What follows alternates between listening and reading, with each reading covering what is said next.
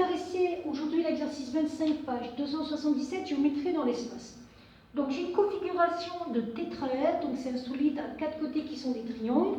J'ai le point K qui est situé à 2/3 du point A, donc le point K est ici, le point J est le milieu de AC, le point I est le milieu de AB. Alors juste déjà, on peut remarquer quelque chose, c'est que d'après le théorème des milieux, la droite IJ est parallèle à BC, donc ça on peut le voir. Donc dans le triangle ABC, on peut déjà remarquer que IJ est parallèle à BC. Par contre, la droite KI n'est pas parallèle à DB. Donc dans le triangle ADB, la droite KI non parallèle à DB. Et on va faire pareil pour le troisième côté. Dans le triangle, cette fois-ci, ADC, la droite KJ, elle aussi, n'est pas parallèle à DB, à DC. Alors pourquoi? Parce que si on fait les égalités des rapports, si on fait AK sur AD, c'est pas égal à AJ sur AC. Il faut quand même le marquer. AK sur AD, c'est pas égal à AJ sur AC. Pareil, dans ce triangle-là, AK sur AD n'est pas égal à AI sur AB. AK sur AD n'est pas égal à AI sur AB. Donc ça, je vais en avoir besoin tout à l'heure pour pouvoir tracer des intersections ou pas. Donc la première question qu'on vous demande, c'est de trouver l'intersection de la droite IK avec le plan DBC.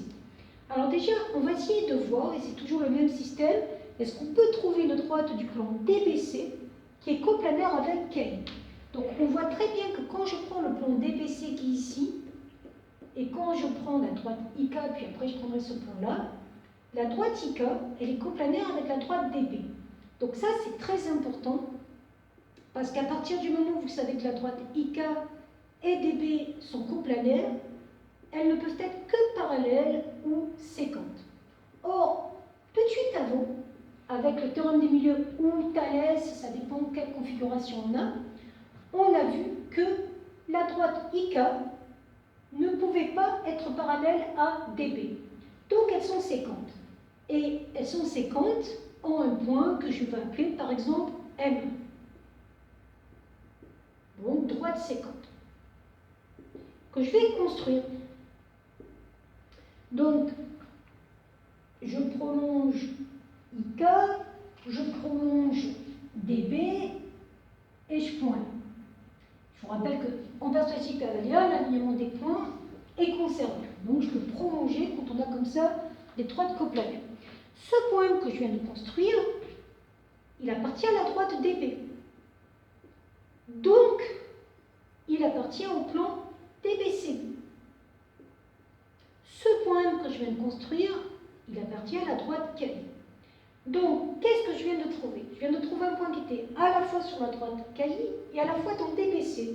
Ça veut dire que ce point n'est rien d'autre que l'intersection du plan et de la droite, puisque une droite et un plan se coupent en un point. Donc ça, c'était la première question. Ensuite, on vous demande, et on va s'aider de la première question, pour construire l'intersection du plan IJK, que je vais peut-être représenter en rouge ici, et du plan DBC. Alors, l'intersection de deux plans, c'est toujours pareil, c'est une droite. Donc, IJK, s'il coupe le plan BCD, il le coupe en une droite delta. Je viens de voir que le point que j'avais, il était bien dans le plan DBC. 1 appartient au plan DBC. Mais le point appartenait aussi au plan IKJ. Donc je sais que ce point va appartenir à l'intersection et donc va appartenir à la droite delta. Donc la droite delta que je cherche intersection, elle va passer par ce point. Après, il faut trouver un deuxième point qui appartiendra à cette droite delta. Alors on va faire exactement la même méthode, mais dans d'autres faces du tétraèdre. Alors il y a une face où ça va être compliqué. C'est la face ABC. Pourquoi c'est compliqué? Parce que si je regarde la face ABC, la droite IJ est parallèle à BC puisque ça passe par les milieux. Donc si je veux prolonger ces deux droites, elles ne se couperont pas. Alors après, on pourrait utiliser, ça marche à certains moments, le théorème du toit, mais il y a quelque chose de plus facile. Je vais prendre la face maintenant ADC. Donc, dans le plan, ou dans le triangle ADC, on va considérer le plan ADC. Je remarque donc le plan de derrière, la droite KJ et DC, on l'a dit tout à l'heure, ne sont pas parallèles. Elles se coupent donc en un point. Je vais donc avoir que KJ intersection DC est égal à un point que je vais appeler par exemple L. Je vais le construire ce point. Donc pour le construire, il faut que je prolonge la droite KJ, il faut que je prolonge la droite DC. J'ai ce point L.